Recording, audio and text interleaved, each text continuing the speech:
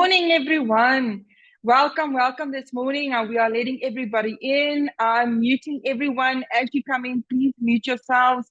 Lazan, also, if you can keep an eye that we can make sure that we don't hear any office gossip in the morning. That's always great fun. Welcome this morning. I'm Lease. I'm the CEO, and it is great to see everybody online this morning. We have our guest, Sean Lake, joining us.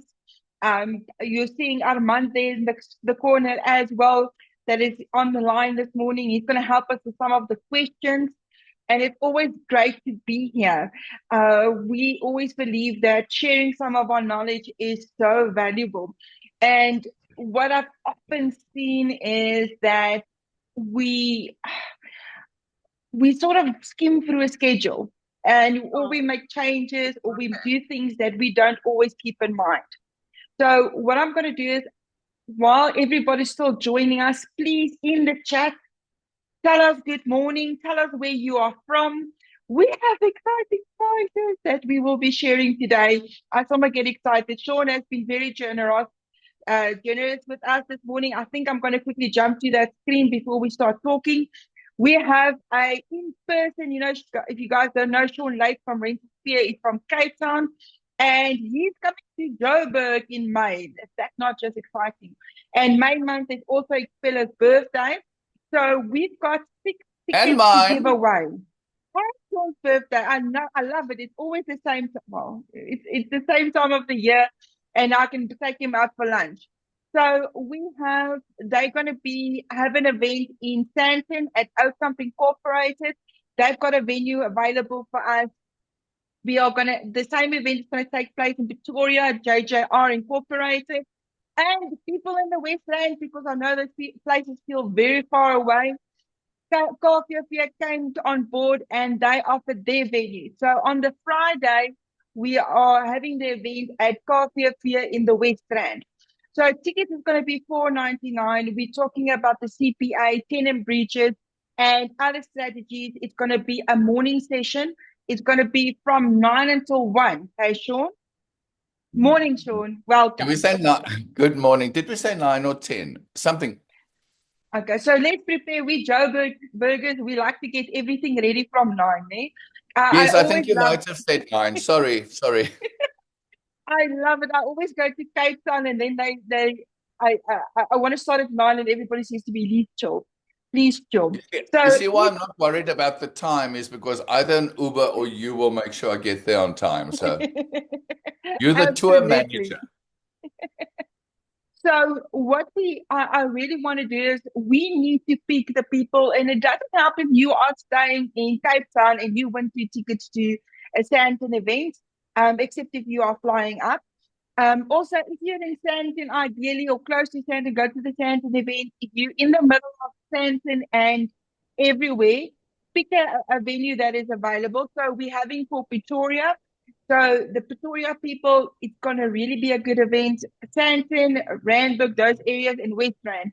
So see where you want to fit in, where you're going to be available. We're giving away 6 tickets.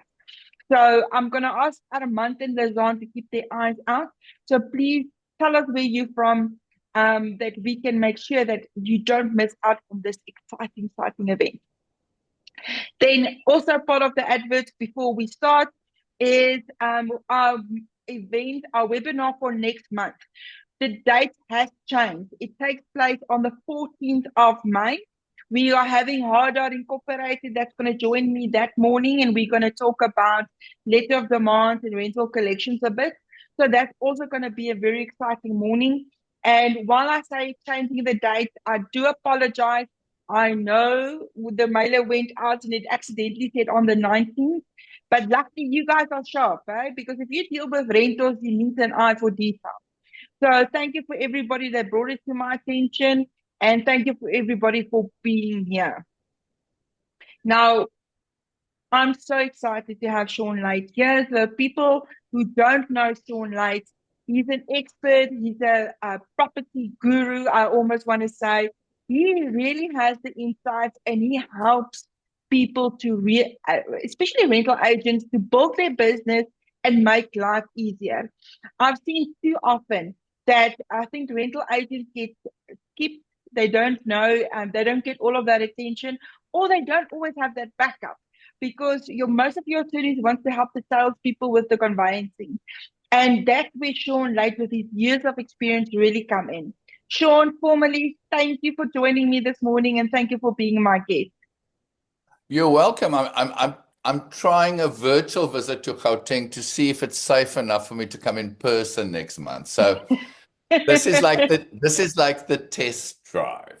So yeah. Good morning, It's everybody, and welcome. It's actually so much easier when I don't have to press buttons and talk. As you know, Elise, I'm not very good at this multitasking young man. So Elise has got a whole team that multitasks there, so I just need to focus on a few things. fantastic. And then, of course, please remember, if you're at your laptop, there is a reaction bar. So please don't be scared to give us a thumbs up, give us some reaction that we know that you are still there. That might even help your chance of winning an awesome ticket. So don't miss out on it. I'm seeing quite a couple of people, seeing people from Rent a Property in the West Rand, seeing people from Pretoria, Charmaine, great stuff. Amanda from Sagefield. Oh, you guys are so lovely. Cape Town. Oh, the Cape Townians are present. I love it. Nice now. All of them. Great to have you guys here. Claire, Bramberg. I'm putting the names down. Nelspruit. Just, I think we should go to Nelspruit at a stage, Sean. That's always fun. Terry. I might be, is it Polokwane? No, but it's close. Now, I might be in Polokwane for 2 months. I haven't told you that. I don't want to sound like a terrible person and say I don't know how far is Polokwane from Nelspruit. But I'm quite sure every week I'm sure you can make it work.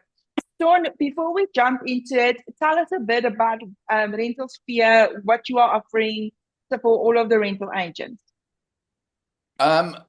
Rental Sphere used to be more about rental training because everybody said to me, we need training, we need training, we need training. And so we focused a lot on the process training. In a sense, it's compliance, about compliance with the acts, because the reality in rentals is, there's the Rental Housing Act, but that's just the beginning of it all. You've got to know the Consumer Protection Act, the Immigration Act, the Marriage Act, and a whole lot of other ones. And so what we've done is we've sort of started working on, I suppose you could almost call it like a business in a box, where we focused on the key processes. And in the key processes, we focus mainly on making sure we've got documents, we've got checklists, we've got process documents, and then we've got a whole lot of communication templates, because agents may know all of these things.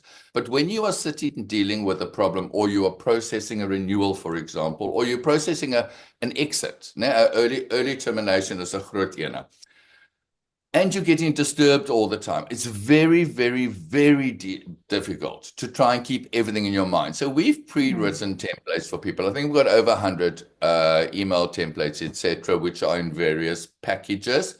And that's what we generally build our training around. So that's one of our focuses. Then we have another product called the Inner Circle.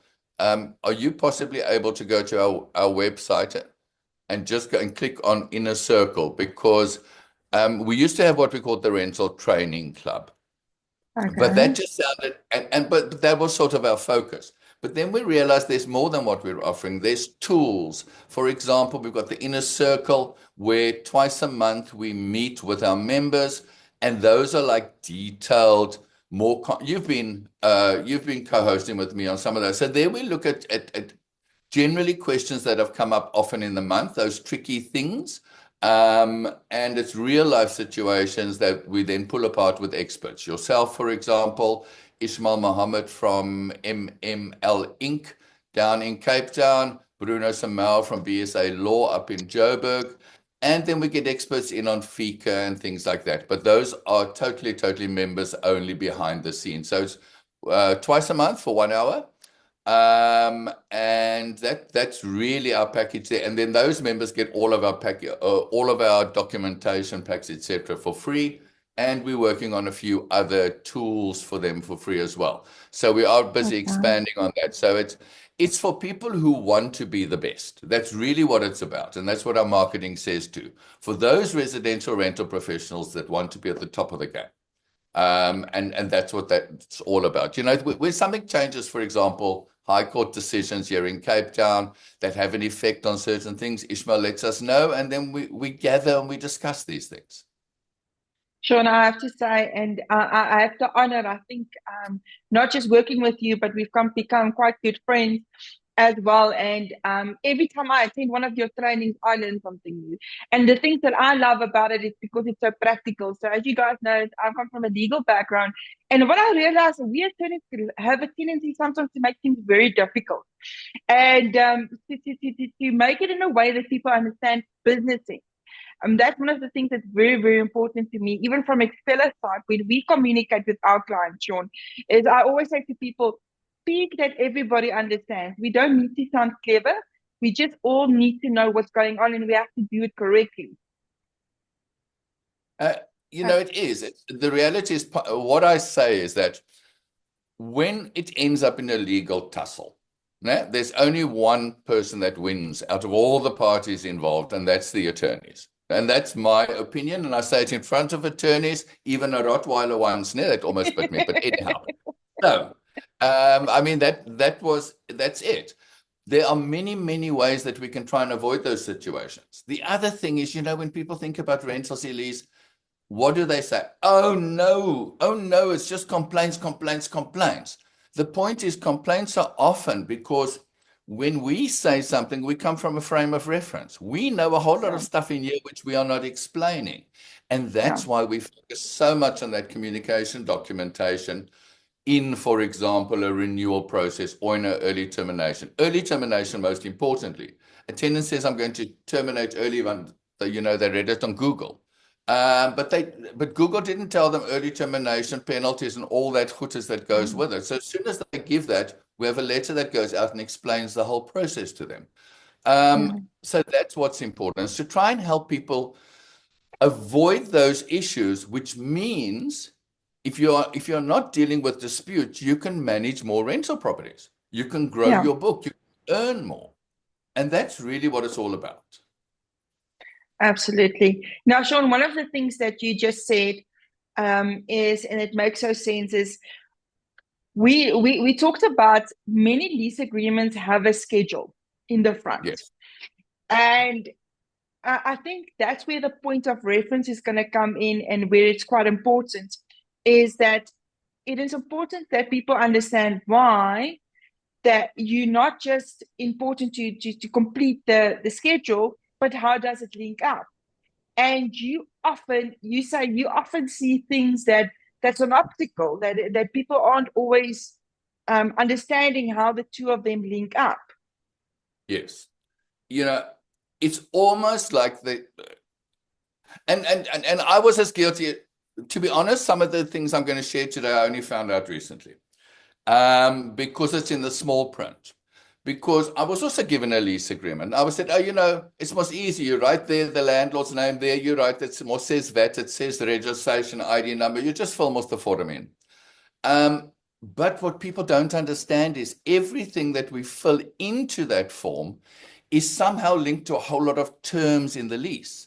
And you and I, every now and again, have these interestingly boring conversations about things like people changing their phone numbers, those sorts of things. This happens. It's real life, no? It's real life. Yeah. Tenants let you know about their phone numbers, etc., etc. But then when notice comes out, or there's a formal notice, you know, when we talk and we do masterclasses like we'll be doing next month, we get Yeah. these questions like, is WhatsApp allowed? Can I WhatsApp? No? Blah, blah, blah. And the reality is, I can't tell you if you can WhatsApp because we need to go to your lease. Yeah. And that's exactly what we're going to talk about today. I suppose what I'm looking at today, and I am going to cough a few times, so excuse that you're all very safe. It's not COVID, it's net event in So, when there's a dispute, when there's an issue, let's not call it a dispute. Let's say when there's an issue, the very first thing we have to do is go back to your lease. And then we go and have a look that the process has been followed correctly. Yeah. And then people don't understand how the information that they have filled in links to certain terms. And there's some typical ones that I'm going to touch on. Then it turns out that the lease doesn't actually protect you. And the lease is the document that is there to protect our landlords. And I'm not blaming rental agents for it, because let's be honest, they often get given a lease and said, you just fill that part in. And so people don't go into that detail. And there's a hell of a lot to have to learn in the beginning in any case. So, I'm just looking now. Can I share my screen? Or you can share your screen. I've stopped sharing. Okay. Don't get scared, ladies and gentlemen. I have made this. Oh, wait, which one am I sharing? I'm sharing the right one, this one. Then the natural person lease. I see. Yeah. You've got the description of the premise. Fantastic. Yes. Sorry, I almost thought I shared the wrong one. Maar die kopwerk is so lekker vandag. Okay. And Sean, I can sort of see by the eye of it, this looks like your TPN lease. And the reason why we use it as a reference, firstly, it's a very well drafted document. It includes a lot of things. And the main reason is we know a lot of agents actually use this template. So because the majority of people use this template, we decided to use their schedule for the example Sean will be using. Yeah. I generally use the TPNDs. Now, ladies and gentlemen, if I look here, I've got two screens, so I'm not ignoring you. I generally use the TPN lease because the majority of people use the TPN lease. So let's talk about the schedule as such. What's essentially happened is a lease agreement is obviously, and I know some people are more experienced than others. A lease agreement is the contract between the landlord and the tenant, drafted by the landlord's agent, who has been duly mandated, given permission, given the authority, and contracted to do this. But so that it's not like 5 pages where you've got to go and look for the places, you've got to go and update, etc., etc. They've taken all the variable information out and they've put that in the front, make it look like a form, and you focus on filling in there. So just to make that simpler, but it all relates to something in the lease. And there's some of those where we can come across quite easily. So there's a few sort of typical ones. As we go through, I'll highlight those. So obviously landlord details, name of tenants, those sorts of things, everybody can deal with. I just want to come to this one here. Let's start off with this one. So the property practitioner, there's of course the company property practitioner, because only a company property practitioner has the authority and the legal right to enter into a mandate. Other people can complete it and sign it and blah, blah, blah. But that is the company property practitioner, etc. But I want to come to this mandatory disclosure form. I'm just going to be honest now. I hate the fact that they've got mandatory disclosure form, yes, no. Because the reality is the Act says it has to be there. It has to be attached to the lease. So for me, it's more of a reminder that it has to be attached to the lease. And we're not going to go into mandatory disclosure forms too much. But if there is anybody in the audience, and I don't know how big your audience is and where they are in the country, so I don't have to worry about, picking on anybody here. If there's anybody in the country that doesn't yet understand or believe the mandatory disclosure form is as valid for rentals as for sales. I know those silly people in Parliament made some boo-boos when they wrote the words and they left out rental somewhere. But the reality is it is a requirement. And so it is important that it is attached to the lease.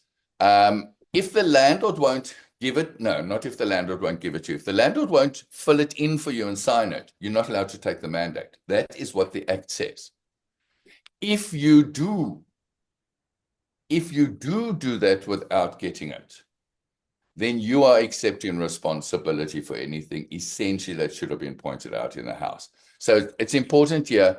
someone go crop that no out and make sure all your ones say yes, and then make sure you add it, because this creates the perception, Elise, that, oh yes, do we have it or don't we have it? It's all equally fine. Yeah, I know I'm a little bit anal about things, but that's my word is now.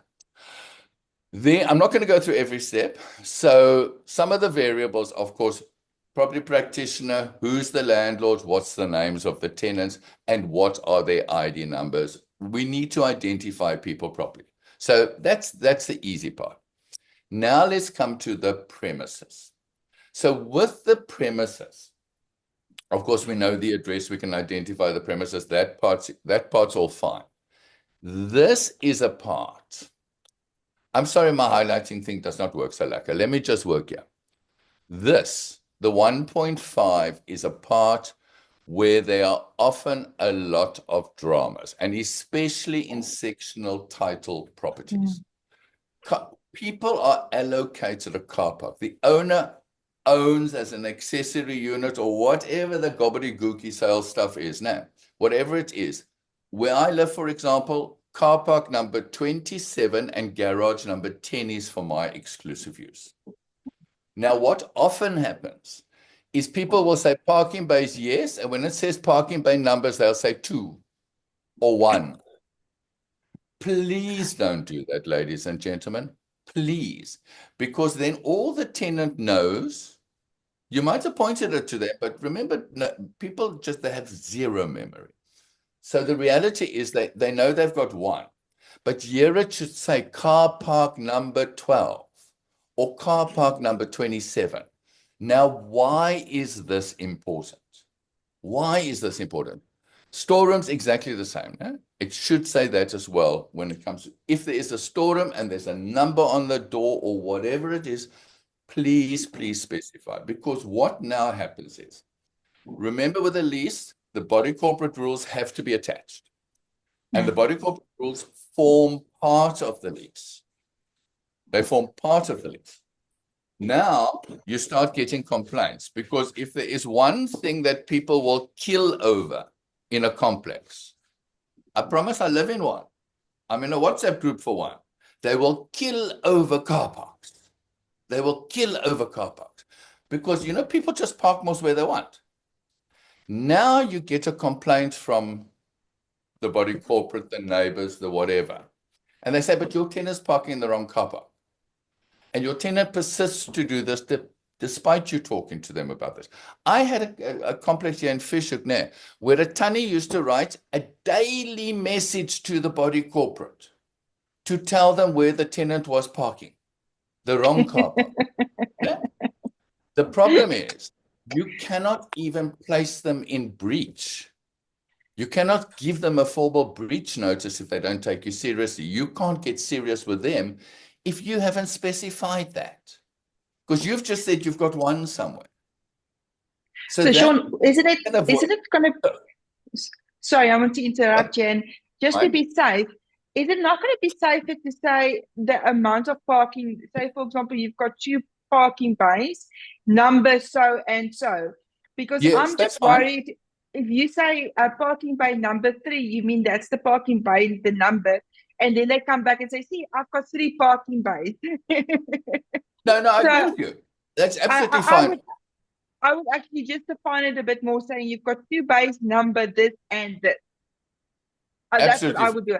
I don't know if anyone else online, if they would do it that way, or do they purely put a number? So if you'd identify the number of parking bays and you give the number, please press 1 in the chat. If you just put the number, press 2.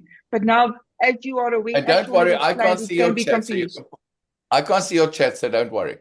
I think the answer here is, Elise, be as specific as possible. I know you're trying to write this. You've got someone sitting there. We're not thinking of the problems. The reality is we're hoping for the best, but we are preparing for the worst.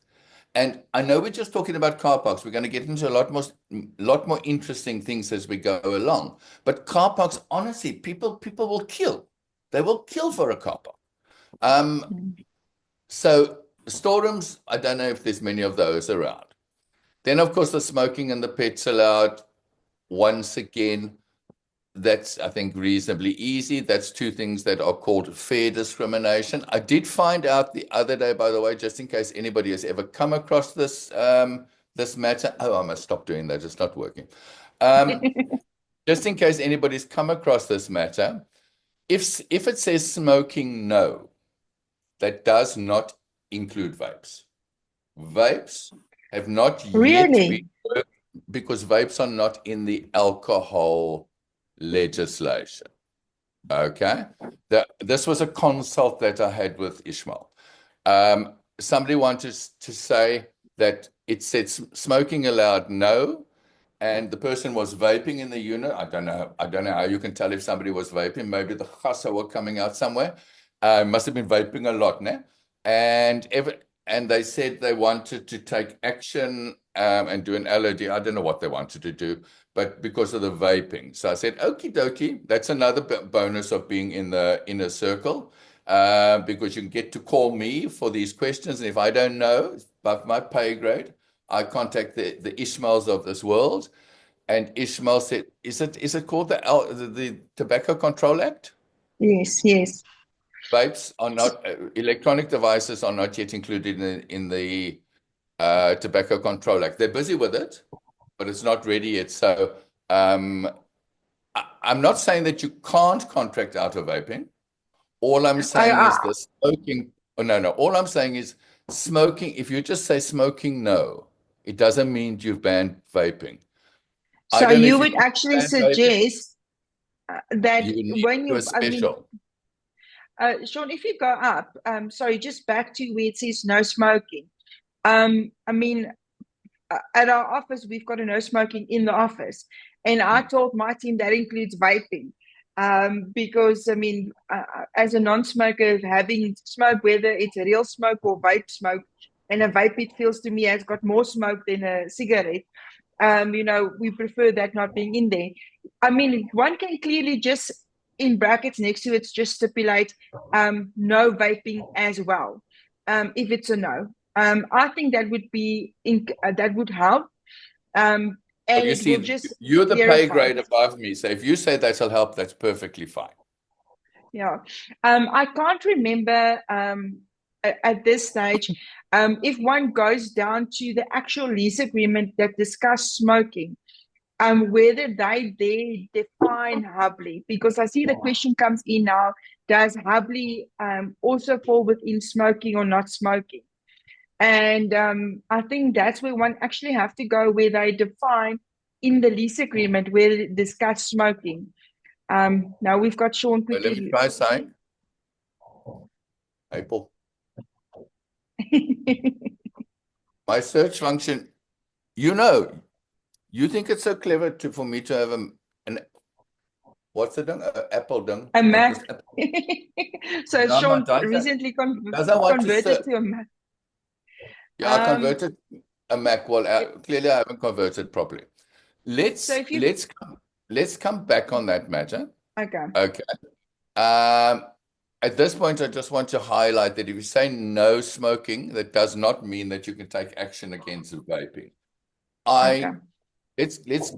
Let's have a call about that really and double check the thing about the Tobacco Act, because I think the smoking thing goes into that Tobacco Act. Yeah, I think also because remember vaping is quite new, and I think they would make provision for Hubley because Hubley was quite a big thing, and a lot of owners didn't want Hubley, and also I think because a lot of people associate Hubley with partying, so it might be addressed in the lease agreement. Oh, Before wait, we I found it. while you I look for switched. that, there's I'm another trying to. question that came up, Sean. Yeah. While you're looking for that or smoking, just on the question about problems if the parking numbers has not been identified, it doesn't have a number or something. Ideally, identify it. That may be where in your schedule special that you have to say the two parkings in front of the unit or some way to mark it. I Yeah. would even go as far that if the parking bay that's allocated to you is not marked, maybe speak to the body corporate, ask them, is there a way that you can identify it? Because it has to be, to go on the thing that everybody will know is not sufficient.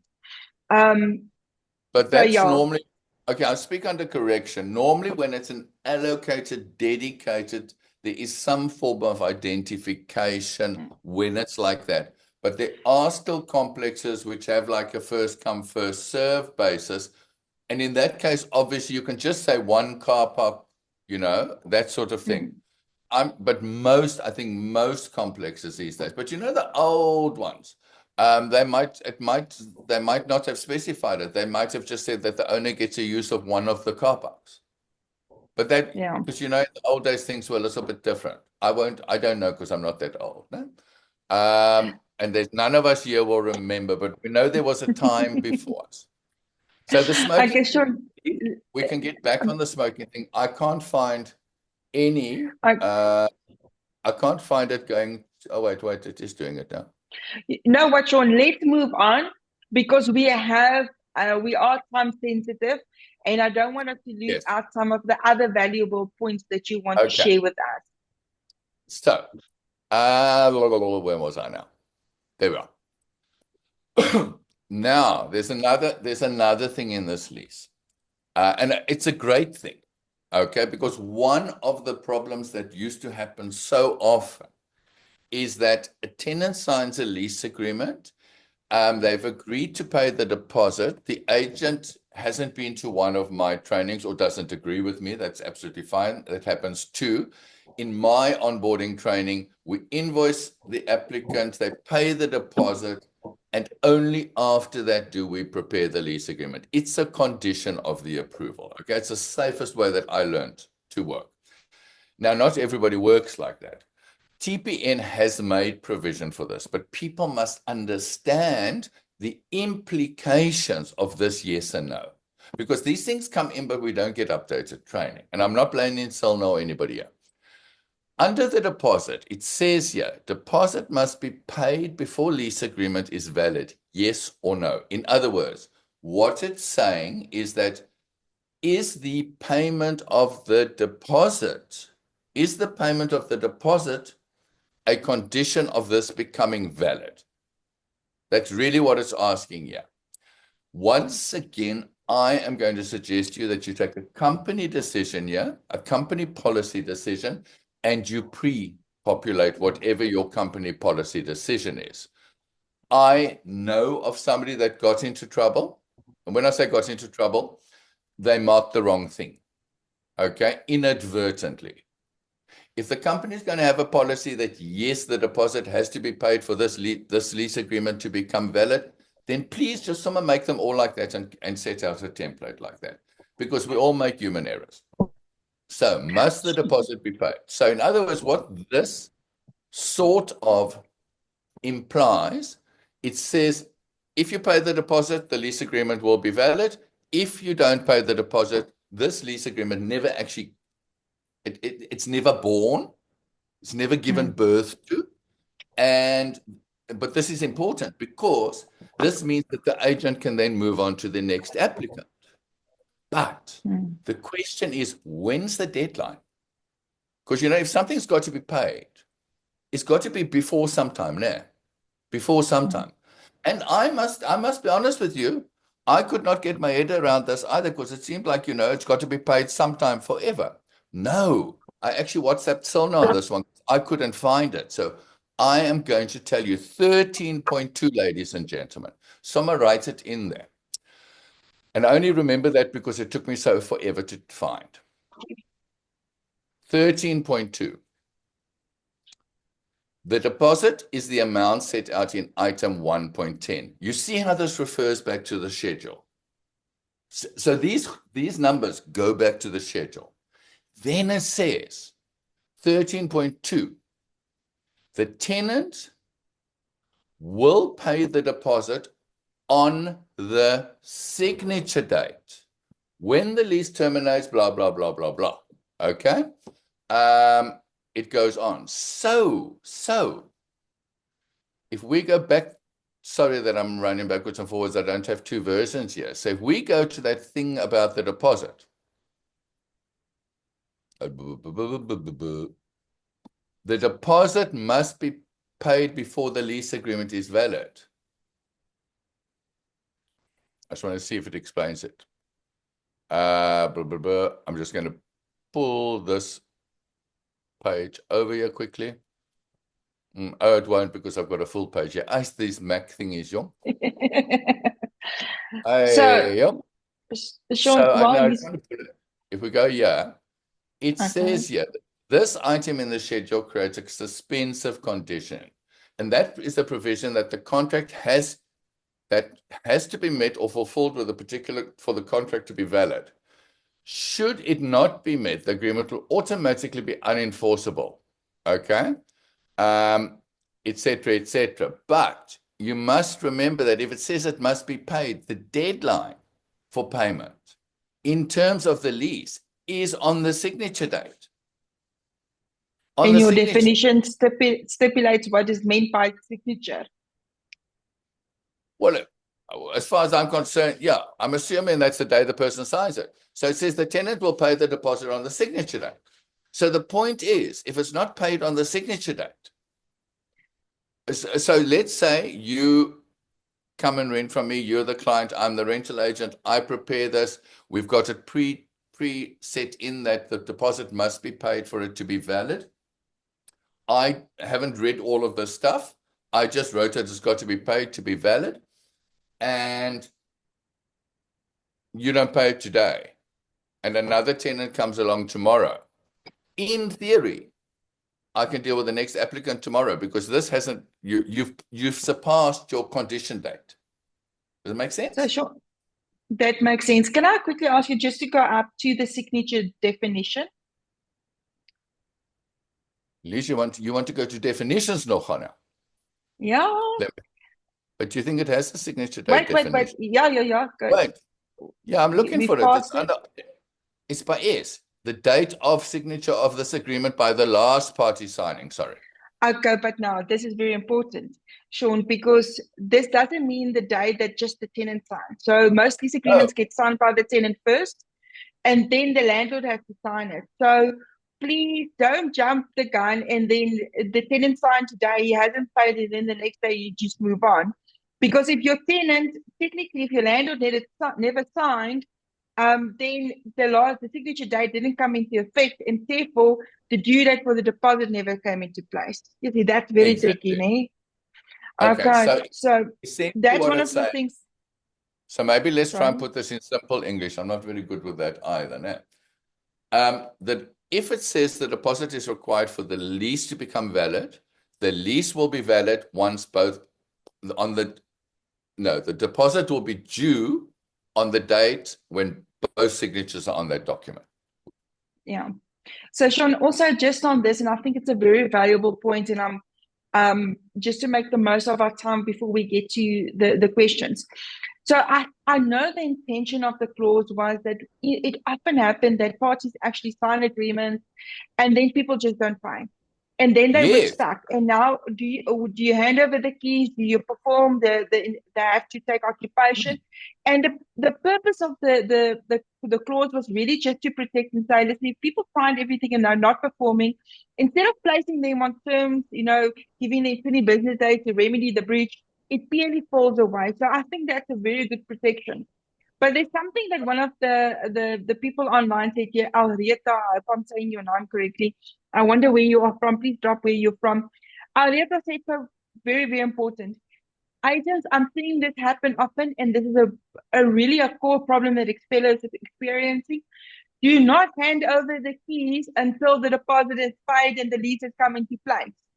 Because if you haven't received the deposit and the lease agreement maybe could have fallen away, but now you gave them the keys and they're in the unit, you are creating a problem. So please see it as hand in hand. If your lease agreement stipulates the deposit is required for this lease to be valid, you are not allowed to hand over the keys to the property until that has been fulfilled. That is something, sorry, Sean, I get very passionate about this because we see so often people allowing people to move in and then they don't have the full deposit. And then it Elise, I becomes a love problem and then passion. they're there. I love passion about lease agreements. There's very few of us that are now. But the point is, if this isn't there, or if people don't understand that there is a deadline, Yeah. then they believe that we have a valid lease, just it's in breach. And why this is so important, you've worked your little cute little tush off now to convince these people that you are the wonderful star that you are. And they've come and given you their property because you're the best thing under the sun. Now you found a tenant and they're now super excited. Now you've signed a lease agreement. And they go spend the money on the credit card for the first month's rent. People do this. Now the tenant doesn't pay the deposit. If this clause isn't here now, yeah? And now the tenant doesn't pay the deposit. You can't just say to them, because you didn't pay, if the lease doesn't say this, you haven't filled this in right, you can't just say, well, you haven't paid the deposit, you can't move in. You can't do that. We have a binding lease agreement. The tenant is in breach. That's all it is. The tenant is in breach. But because the tenant is in breach doesn't mean the landlord can go and breach, because you know who's going to come off second in the rental housing tribunal. But besides that, and I'm talking quickly because she wants to rush me now. So the tenant is in breach. Now, this wonderful person they put on a pedestal, and I've had to do this. Trust me, it ain't fun. Mr. and Mrs. Landlord. The landlord says something about the deposit. You say, got a little problem. We haven't even got to move in. I'm going to have to send them a letter of demand because they were in breach. No, but you mustn't let them in. I'm sorry, the law says I have to. But don't worry, I'm going to write them a lovely letter and give them 20 business days. Otherwise, we cancel it. I mean, that's the ridiculousness, but that's what this is trying to prevent, or the alternative that we use. But Elise, I have to move on because there's something else here. Yeah. So, Sean, we have enough time for one more important thing. So, And that's what I want to do. Sorry, so I'm a give bit me that muffled. one more. The thing is, guys, this is why if you can attend the half day session and you have Sean, because sometimes we think it's an easy subject, but it's so difficult to just cram a lot of things in a half an hour. Okay, Sean, what is your last tip and thought? Let me find it. Now you got me all confused. Contact details. Tenants' contact details. And landlord's contact details. You know what happens. And now you must remember the people that are going to be the problems, né, are the people whose phone contracts get terminated all the time. Né? So you get a new normal. You get a new normal. It is my new normal. This is my new number. Né? These are my new digits. I'm sorry. Let me speak for the Gen Zs too. These are my new digits. They say to you, and you say shop, and you go and you fill it, put it in on your WeConnect, your PayProp, all that, and everything goes out to them. Now we come to the point of breach, okay? Because eventually, after a few cell phone contracts, then they got no more money for leases, né? For the rent. They can't pay it. Now we want to breach them. We want to letter of demand them, and we want to do it by email. But they've given us a new email address because they've also cut off all the other people that are chasing them. And we update it in our records. Now we send out a letter of demand because our lease mos now says that we can send it out by email mos. And now we just send it out to We Connect You. Ladies and gentlemen, this one says at gmail.com. Né? Their new one is at yahoo.com. It's most not important, you know, most, because it's getting it. No, it is. It is. Because if we run, and I'm going to have to hurry up here. You must join my inner circle, then we've got more time for this, goodness. Let me just, I've got to run almost to the end now. It says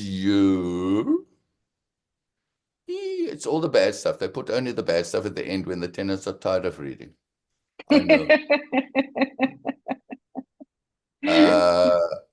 Notices. While you look for that clause, Sean, that's one of the most important clauses I found for it. expeller. Letters and notices. Any letter or notice given in terms of this lease agreement. Remember, if it's a written lease, and of course you only do written lease. If it's a written lease, you have to do written notices in terms of this. For the purposes of this, the contact details are as follows. 120, 121. That's where we were just now. 120, 121. I'm not going to run because I'm going to make you all drunk. Eh?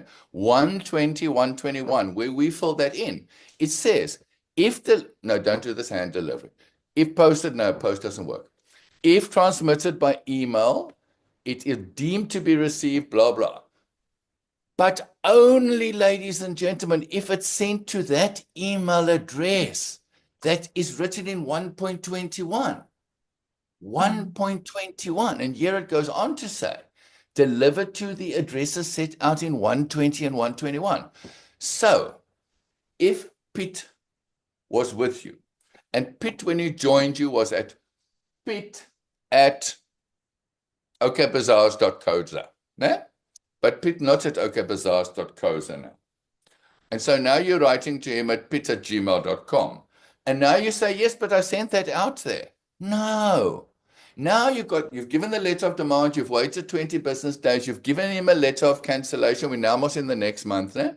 You've given him a letter of cancellation. You've told him to leave. If it's in the Western Cape, you have to give him a calendar month's notice to leave. So now we are 1 to 3 months down the line, né? 3 months rent due. Now you go to the attorney because you're not an Expeller client. You guys are Expeller clients, so you're okay. Lease is going to check this with us. But now you're not an Expeller client. Now you go to the attorney. And let's say the attorney is a sharp one. And he's going to look at this and he's going to say, oh, you sent the notice to the wrong place. You're going to say, no, that's what he sent me.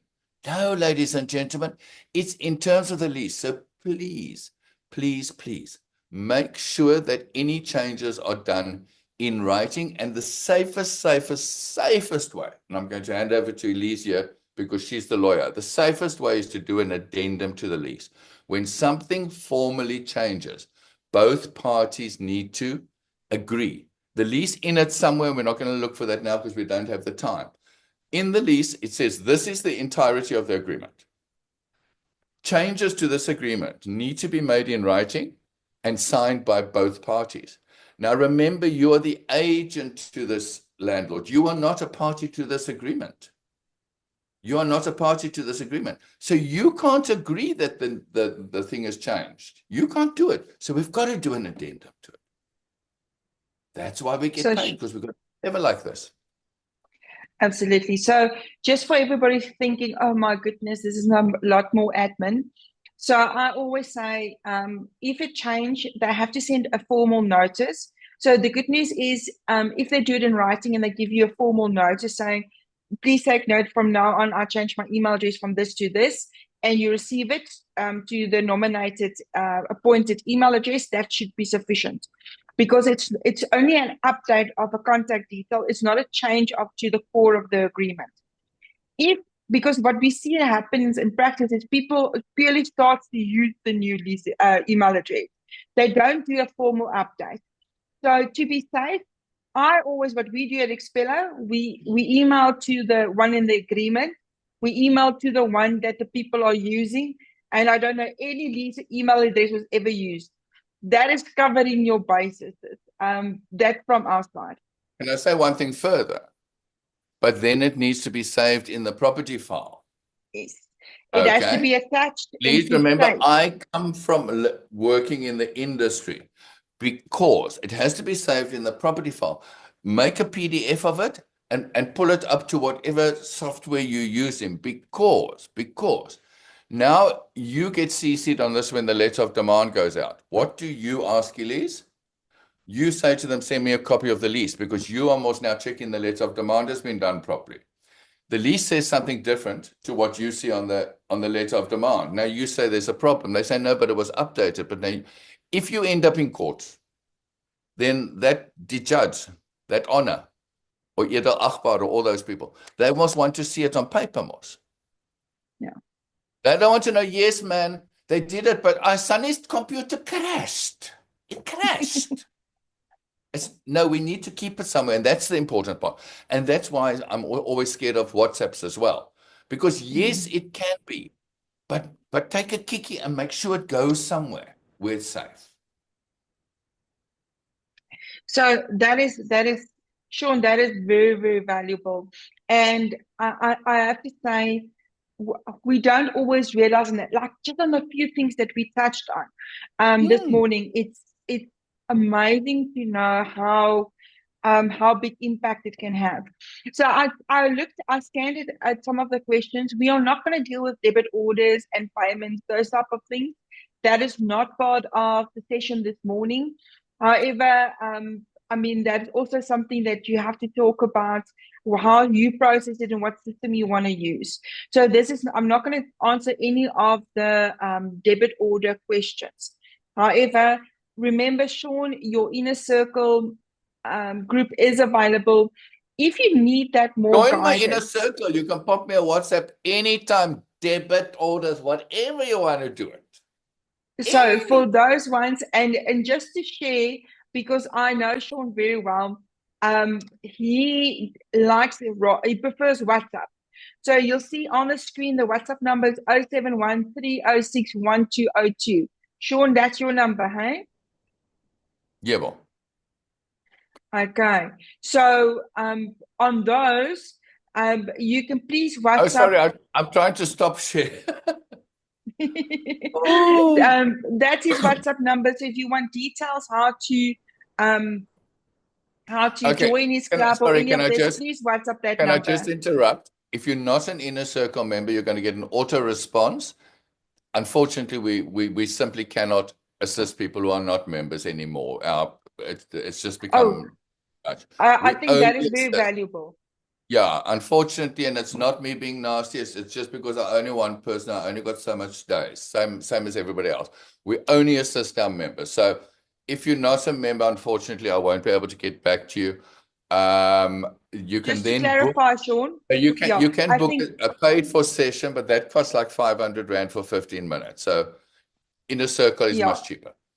So what I would actually suggest is people contact the WhatsApp number to sign up, not to ask questions. You're not going to get answers to any questions. Please, you can sign up online. You just go to rentalsphere.co.za and you sign up online. You pay 1 Rand to register, and then 2.99 on the 27th day of every month will be deducted. Okay, so there's the website as well if you guys want to go and register. Sorry. So to join the club. So please don't. So just to confirm, so go to the website to register to join the inner circle, and that will really help you join it. So that's a very good question. I've just had a WhatsApp from somebody saying, has the link been fixed? Yes, I changed payment providers. That link does work. If you have any problems with that link, you can WhatsApp me, but I should also be notified if there's a problem. So the only reason we charge a 1 Rand joining fee is so that the credit card details are loaded, and then automatically every month 2.99, and you don't only have access to me, you will also have the benefits of Lease, Bruno. Sorry, Lease, I must keep quiet. Well, now we're going to go to our prizes for the event. So we've got 3 events happening: one in Sandton, one in Pretoria, and one in the West Rand. I'm gonna do the easy one for the West Rand first, because and then I'm gonna ask Armand to join me quickly to help me with the other 2 prizes. So for the West Rand, I was going to say, I hope you're not trying to involve me, because I don't even know where any of those places are. I know where Pretoria. I've been to JJR. I've been to JJR. The rest I'm going to. Last time I got into Uber, the lady closed the windows quickly and she said, no. I said, what's going on? You almost cut my finger. She said, no, we're just going through Tembisa. So I was like, ooh. So I don't know. I don't know how many places I've got to go through to get there. Okay, so for the West Rand, I know they are close by. We want to award a ticket to Lindy from the West Rand and for Maritza from Property B. So congratulations to the 2 of you for the West Rand ticket. Lizanne will be in contact and we will share those details with the 2 of you. Armand, welcome online. You're looking handsome as always.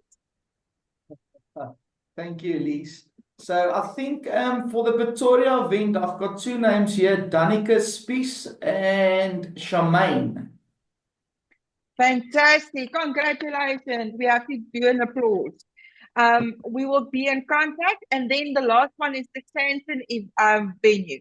Who's going to win those 2 tickets for Sandton? Okay, I've got two names here. I've got Suzeka and Chantal Arlu. Congratulations on the two of you for the Stanton event. So we will be in contact. We'll share the details on all of this. We also will put the details for everybody else that's on here that can join us for the day.